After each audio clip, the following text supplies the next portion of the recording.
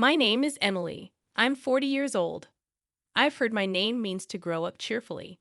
However, when I was 15, I found out that my father's ex-girlfriend was named Emily. Ever since, I've quietly doubted the true origin of my name. Honestly, as a kid, there are certain delicate past details about my parents I'd rather not know. They didn't really dote on me when I was young. My brother, 3 years older, is named Ryan. He's smart and charming. Both parents always wanted a boy. Ryan, as their first child, was loved immensely. Our grandparents believed the first child must be a boy, an old-fashioned thought. My mother gave birth to a boy, despite immense pressure. With this background, my parents love Ryan more than anyone else. What about me? I always got hand-me-down clothes from Ryan. Even New Year's money had a clear disparity. Relatives always invited Ryan. Instead of being told to be patient because you're elder, I was told to support the boys. A puzzling way to instill laddie-like behavior. I believe I was raised with a lot of discrimination. It felt like I was always many steps behind. My redeeming feature has always been my carefree nature. My parents said, "You never think about anything." If I thought too much, I might have become dark and resentful towards Ryan.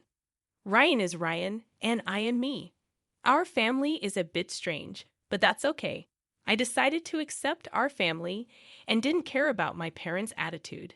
No matter the difference in treatment, I am thankful to my parents for raising me. Ren, as we were kids, is still my sibling. Deep down, I couldn't truly hate them. However, that sentiment wavered after a particular incident when I was in my late 20s. My father retired. Both he and my mother, a homemaker, lived on their pension. Shortly after, my mother had a fall, leading to paralysis in her legs. She had to be cared for. With my father retired, I thought he'd be around to help, but I was mistaken. "Hey, Emily, I can't do anything on my own, so come back home." The first thing my father said after a long time was outrageous. "What? That's impossible. If I return, I can't commute to my job." Instead of saying, "You can't do anything. At least try to learn or practice." How dare you talk to your father like that? Just quit your job and come home. Don't you care about your mother? It's not as simple as quitting and returning. My father has always been domineering. He had my mother take care of everything for years. Now that my mother has fallen ill, he's become a helpless man. It seems he's plotting to make me return and take my mother's place. My brother works closer to home. Ask him instead. Why does he only try to use me now? Even though he never cared much for me before. I finally moved out and have been living freely. I never thought I'd give in to him. But for some reason, he started calling my workplace. Because of this, I couldn't concentrate on my job, and my colleagues and boss started to look at me oddly. Due to constant calls, I worked so hard to get this job, which I really wanted. I wanted to continue working there forever, but because of my father's relentless calls, I became stressed, affecting my work. I had no choice but to quit reluctantly. I decided to return home, only to find it in a terrible state. My father, now without a job, seemed to have nothing to do. He became obsessed with horse racing and would spend all his pension.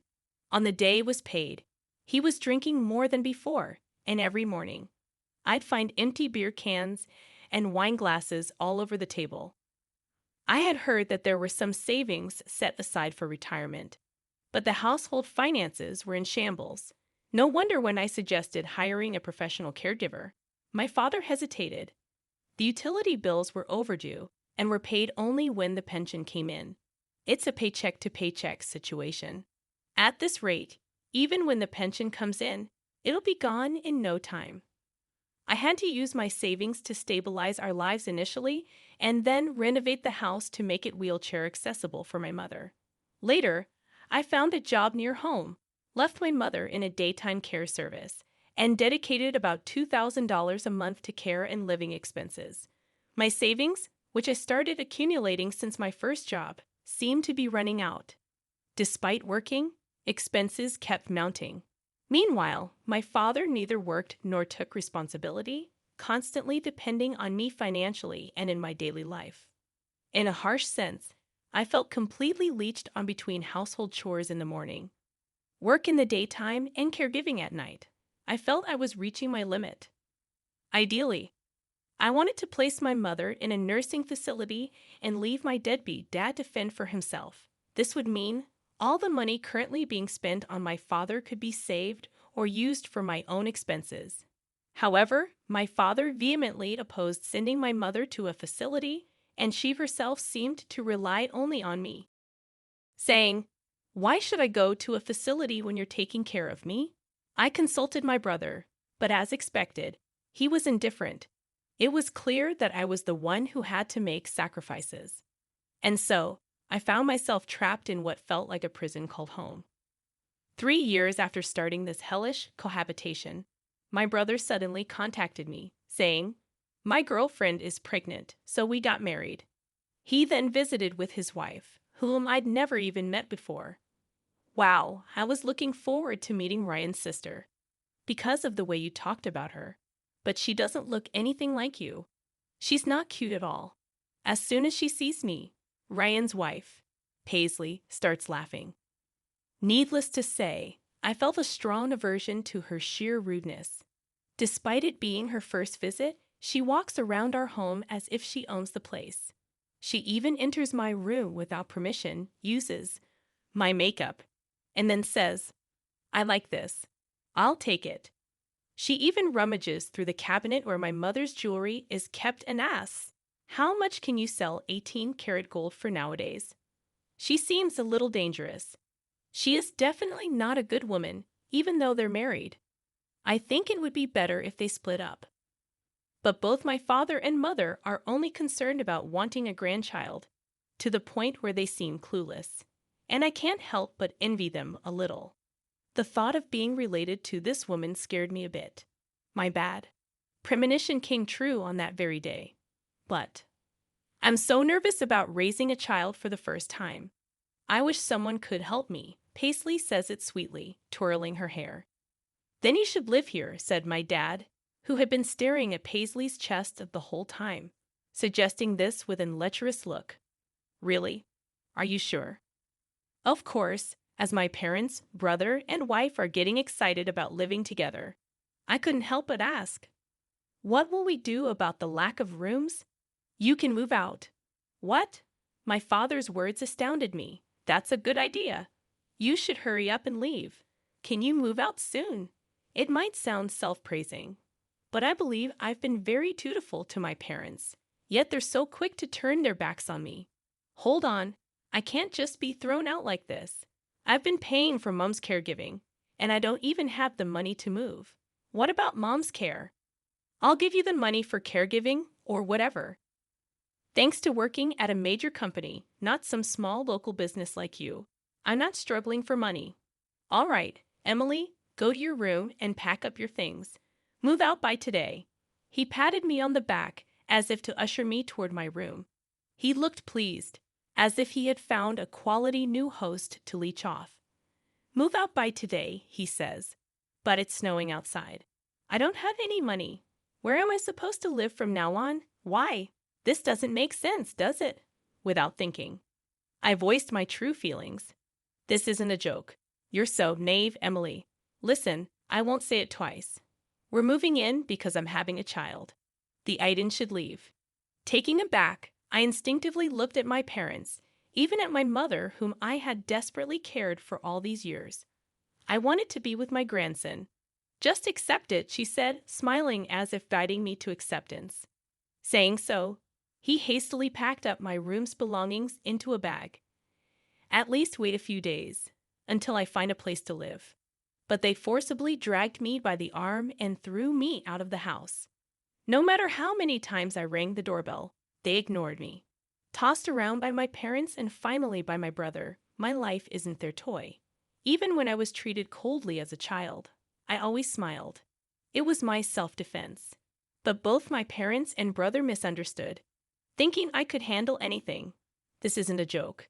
Don't mess with me. Crying, I left my family home and wandered the streets aimlessly.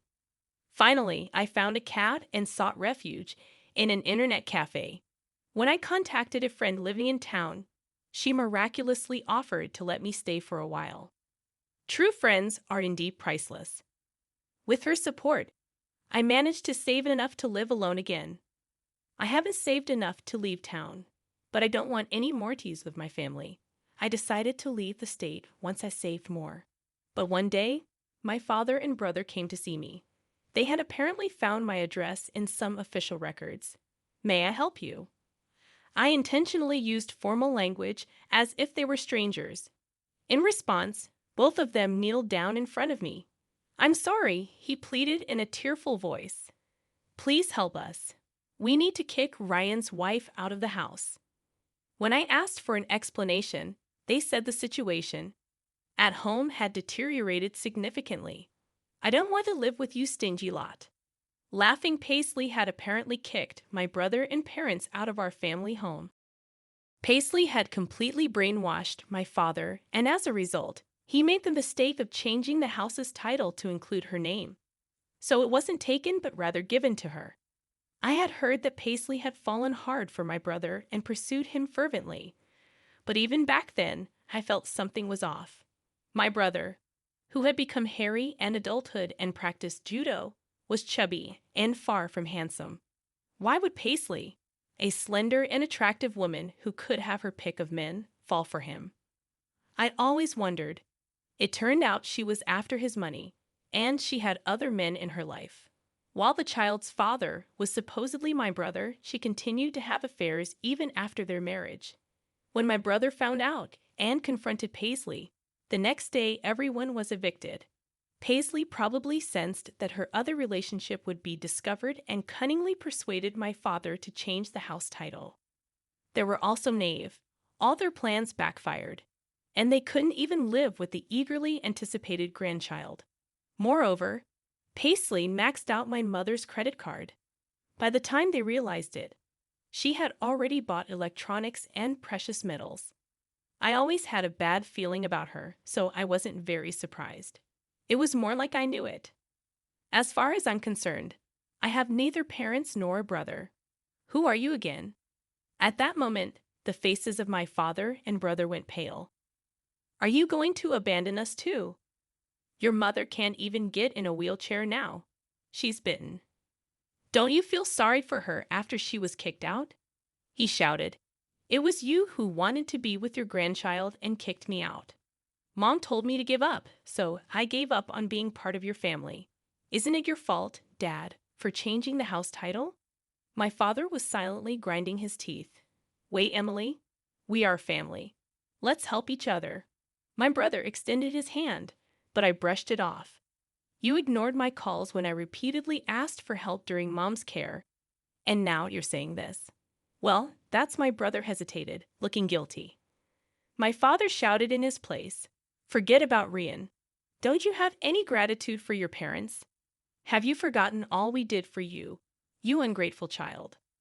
Hearing this, I lost my temper, glaring at them with fury. I appreciated what you did for me. Me, which is why I quit the job I loved and returned home.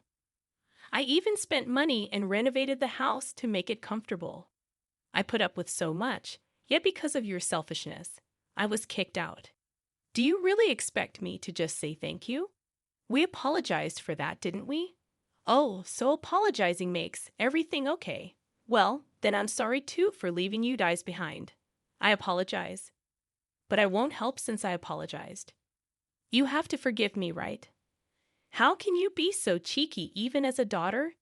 As my father lunged at me, I quickly defended myself using the self-defense techniques I learned at school. Ouch! He cried out in pain and curled up on the spot. My brother just stared at me, stunned, not even caring about our father. I took the purifying salt that was by the entrance and threw it forcefully at both of them. I wish it would get into their eyes as they screamed and covered their faces. Stop showing me those greedy faces and get out. Saying this, I scattered the salt and kicked them out. People passing by noticed the commotion and stared. Normally, I would have felt embarrassed. but I was too angry to care. Wait, please. We can surely understand each other if we talk it out. We're blood related. Sorry, but I think you guys, my blood relatives, are the ones I can't understand the most. There's not a single decent person among you. The only sane one is me. Please never come near me again. Before they could open their eyes, I managed to distance myself from them. I kept throwing salt and yelling without any hesitation. Listen, I'll say this one last time. Never ever approach me again. I consider all of my family dead. So if something happens to you, I won't visit you in the hospital or attend your funerals. I gave them one last fierce glare and slammed the front door shut. Yet they still lingered at the front door. I want to talk, he said, sitting down. I'll call the police. And just like that, both he and my brother were gone. After that, I received several letters from my father. It seems that my parents took refuge at my mother's younger sister's place. The letters were pitiful, begging for help. But from my perspective, I felt sorry for the aunt who suddenly had to accommodate the elderly couple. In the third letter, it was mentioned that my father was pushing the caregiving responsibilities onto my aunt.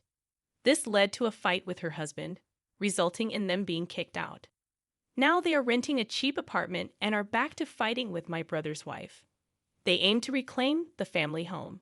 They probably can't afford to hire a lawyer. Considering they changed the property title themselves, they probably don't stand a chance. My brother, still separated but not divorced from his wife, had an affair. He became the cheating husband. The woman he was involved with is a friend of his wife's. It seems like a trap, but there's no evidence. Consequently, the divorce discussions are at a standstill. My brother claims his wife's affair ruined the family and is demanding compensation. His wife argues that there's no evidence I cheated while raising our child, but my husband did. She seems to be asking for hefty compensation, property division, and child support. Since neither of their affairs can be proven, the divorce discussions are going nowhere. As for me, I met a man at one of my jobs, and we got married. It was a workplace romance, so we were wary of being seen dating in public.